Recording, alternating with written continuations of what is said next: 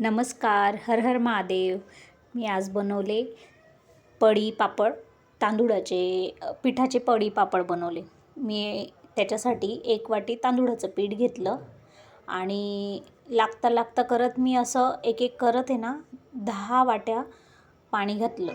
अगोदर 1 वाटी पाण्यामध्ये मी ना ते तांदूळाच्या पिठाच्या गिठोड्या मळून घेतल्या. पूर्ण प्लेन असं पीठ छान मऊसूत भिजवून घेतलं आणि मग त्यानंतर आहे ना लागेल इतकं सगळं पाणी घातलं. म्हणजे 1 वाटी मला बरोबर 1 वाटी तांदूळाच्या पिठाला 10 वाटी पाणी बरोबर लागलं.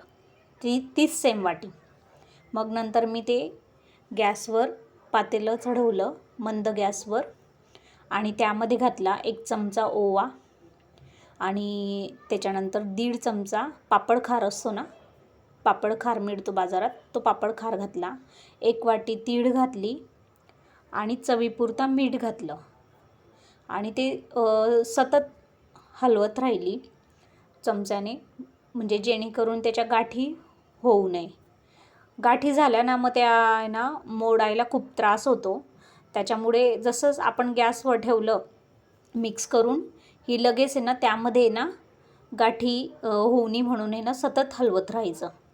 आता मी 9 वाट्या पाणी अगोदर टाकलं होतं आणि नंतर मला वाटलं तसं 1 वाटी पाणी टाकलं म्हणजे बरोबर 10 वाट्या पाणी झालं. असं सगळं मिक्स करून घेतलं मी आणि छान बारीक गॅसवर उकळू दिलं. याला उकडायला 8 ते 10 मिनटात हे उकडून छान तयार होऊन जातं. असं घट्टसर झालं ते, जसं की आपण पापड टाकू असं झालं छान. आता मी तुम्हाला सांगते इतकं घट्ट करायचं. बघाल तुम्ही इथं घट्ट पातळ आणि चमच्याच्या मागून आहे ना अशी रेष जर ओढली तर ती रेष मिक्स होत नाही, एवढं घट्ट करायचं असतं. म्हणजे ती रेष पुसली जाऊ नये एवढं तुम्हाला प्रमाण बरोबर अंदाज येऊन जाईल घट्ट करण्याचं. आणि झालं रेडी. त्याच्यामध्ये मी ते असे प्लास्टिकवर आहे ना पडी पापड टाकून घेतले. असे 1 वाटीचे 52 ते 53 पापड झालेले होते माझे.